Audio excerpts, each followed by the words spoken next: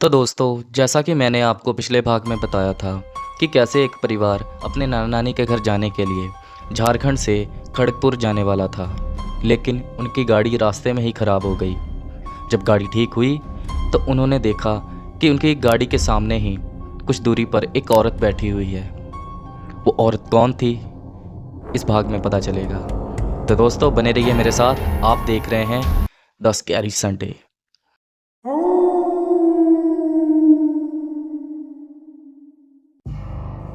गाड़ी की हेडलाइट्स ठीक होने के बाद अमन अपनी गाड़ी में जाकर बैठता है, तो चेक करने के लिए अपनी गाड़ी की हेडलाइट्स को ऑन करता है।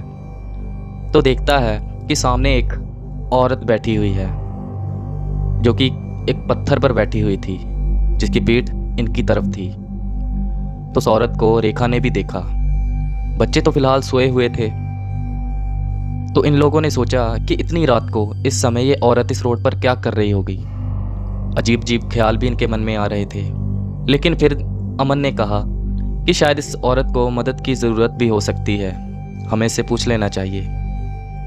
तो पहले तो रेखा ने मना कर दिया, लेकिन फिर उसे भी लगा कि हाँ, हो सकता है कि इस रात में क्या पता इसको कोई मदद की ज़रूरत हो। तो जैसा कि मैंने आपको पिछले भाग में बताया कि अमन ने गाड़ी ठीक होने के बाद उसकी मदद करने के लिए इन लोगों ने गाड़ी उस औरत के पास जाकर खड़ी कर दी। इसके बाद रेखा ने गाड़ी का शीशा नीचे किया और उस औरत से पूछने लगी कि क्या आपको किसी मदद की ज़रूरत है, कहो तो आपको आगे कहीं छोड़ दें। तो जैसे ही रेखा की आवाज़ उस औरत ने सुनी तो उसने धीरे से अपना चेहरा इनकी तरफ घुमाया, जिसके बाद इन लोगों ने उस औरत का चेहरा देखा। तो इन्हें उस औरत का चेहरा बड़ा ही अजीब लगा, क्योंकि उसका चेहरा पूरा ही सफ़ेद था, जैसे कि पूरे शरीर में खून हो ही ना, और माथे पर एक बड़ी सी बिंदी, और उस औरत की आंखें एकदम बड़ी बड़ी, जिसे देखकर कोई भी डर जाए। तभी वो औरत इनकी आवाज़ सुन के इनसे कहती है कि हाँ, मुझे मदद की ज़रूरत है, क्योंकि हमारी गाड़ी ख़राब हो गई थी, तो मेरे पति भी इसी रास्ते में आगे कहीं मदद लेने के लिए गए हैं, तो मैं उन्हीं का इंतज़ार यहाँ कर रही हूँ। तो रेखा ने कहा, आप परेशान मत हो, हम आपको छोड़ देते हैं, आइए आप गाड़ी में बैठिए। इसके बाद वो औरत वहाँ से उठी और इनकी गाड़ी के पीछे जाकर बच्चों के साथ बैठ गई। बच्चे जो कि अभी तक सो रहे थे, वो इस औरत को देखकर उठ गए थे। अब इन लोगों ने वहाँ से गाड़ी चालू की और आगे के लिए निकल गए। कुछ देर के बाद रेखा ने उस औरत से पूछा कि क्या आपके पति इसी रास्ते से आगे गए हैं। तो वो औरत इनकी बात का कोई जवाब नहीं दे रही थी, बस हूँ हाँ में ही जवाब दे रही थी। तो रेखा ने अमन के कान में बोला कि ये कैसी अजीब औरत है, ज़्यादा बोलती नहीं। तो अमन ने भी फुसफुसाते हुए इससे कहा कि सभी औरतें तुम्हारी जैसी नहीं होती, कुछ लोगों को ज़्यादा बात करना नहीं पसंद होता है। इसके बाद ऐसी ही नोक-झोंक करते करते ये लोग काफ़ी आगे आ गए थे, लेकिन वो औरत गाड़ी से उतरने का नाम ही नहीं ले रही थी। और जैसा कि इस औरत ने बताया कि इसका पति भी इसी रास्ते में है, तो ना तो इन लोगों को उसका पति दिखाई दिया, लेकिन इन लोगों को एक गाड़ी दिखाई दी जिसका कि एक्सीडेंट हुआ पड़ा था। इन लोगों ने उस गाड़ी पर ज़्यादा ध्यान नहीं दिया और आगे के लिए निकल गए। अब इन लोगों को गाड़ी चलाते काफ़ी समय हो गया था, तो अमन ने गाड़ी चलाते चलाते ही बच्चों को देखने के लिए अपनी गाड़ी का आगे वाला शीशा सेट किया। तो उसमें देखा कि वो औरत बच्चों की तरफ एक टक घूरे जा रही है और उसके पैर धीरे धीरे उल्टे हो रहे हैं, जिस कारण अमन काफ़ी घबरा गया और इसकी गाड़ी का बैलेंस भी ख़राब हो गया, लेकिन फिर भी इसने गाड़ी को संभाल लिया। तभी रेखा इससे बोलती है कि क्या हुआ, तुम ऐसे गाड़ी क्यों चला रहे हो, थक गए हो क्या। जब इतना बोला तो रेखा ने ध्यान से अमन का चेहरा देखा, तो इसने देखा कि एसी वाली गाड़ी में भी अमन को पसीने टपक रहे हैं और उसके चेहरे पर डर साफ साफ दिखाई दे रहा है, क्योंकि अमन ने उस औरत के पैरों को उल्टा होते हुए देख लिया था।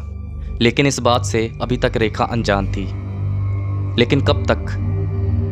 तभी अमन इशारों से रेखा को कुछ बताने की कोशिश करता है, लेकिन रेखा को कुछ समझ नहीं आता। इसके बाद अमन ने कहा कि ज़रा आगे वाले शीशे से बच्चों को तो देखो, अच्छी तरह सो रहे हैं कि नहीं। तो रेखा ने भी बच्चों को देखने के लिए शीशे में देखा, तो उसकी नज़र उस औरत पर गई जो कि इसी की तरफ देख रही थी और बड़ी वियर्ड सी स्माइल दे रही थी। तो इसने भी आगे से मुस्कुरा दिया। तो देखते देखते ही इसकी भी नज़र उस औरत के पैरों पर गई, जो कि अब पूरी तरह उल्टे हो चुके थे। ये सब देख रेखा पहले तो चिल्लाने वाली थी, लेकिन बच्चों के कारण इसने अपने आप को काबू में किया। अब तक रेखा समझ चुकी थी कि क्यों अमन इतना डरा हुआ है, घबराया हुआ है और वो मुझे क्या बताने की कोशिश कर रहा है। जिसके बाद इन दोनों ने, अमन और रेखा ने, एक दूसरे की शक्ल देखी और इशारों में ही बात करने लगे। अभी गाड़ी इतनी तेज़ नहीं थी, तो इन दोनों ने घबराते हुए उस औरत से कहा कि आप कहाँ उतरोगे। तो आगे से वो औरत बोली कि अब तो मैं साथ में ही जाऊंगी, और इसके बाद चलती गाड़ी में ज़ोर ज़ोर से हंसने लगी। इसकी ये हंसी देख पूरा परिवार खौफ में आ गया। बच्चे रोने लगे। अब तक इनको साफ साफ पता चल चुका था कि वो औरत नहीं बल्कि एक खौफनाक चुड़ैल है। जिसके बाद उस औरत का रूप एक आम औरत से एक खौफनाक डरावनी चुड़ैल में बदल गया। जिसके बाद इस परिवार ने काफ़ी हिम्मत दिखाई और गाड़ी को एक साइड में लगाकर पूरा परिवार गाड़ी से नीचे उतरा और जंगल की तरफ भागने लगा। वो औरत जो कि अब एक खौफनाक चुड़ैल बन चुकी थी, वो भी इन लोगों के पीछे पीछे भाग रही थी। अचानक इनको उस जंगल में एक आदमी दिखाई दिया, जो कि एक पेड़ के नीचे बैठा हुआ था। इन्होंने उस आदमी को देखा और उसके पास गए और जाके सब बताने लगे। जिसके बाद उसने बच्चों की तरफ देखा तो देखा कि बच्चे तो पूरी तरह डरे हुए हैं, घबराए हुए हैं। ये सब देखने के बाद उस आदमी ने कहा कि पीछे ही एक मेरी झोंपड़ी है, आप उधर चलिए। तो अमन और रेखा ने बिना कुछ सोचे समझे पूरे परिवार के साथ उसके पीछे पीछे चलने लगे। इन्होंने बताया कि जब तक हम झोंपड़ी में नहीं आ गए तब तक हमें ऐसा लग रहा था कि कोई हमारे पीछे आ रहा है और हमारे कानों में आकर फुसफुसाकर चले जा रहा है। थोड़ी ही देर बाद वो झोंपड़ी भी आ जाती है।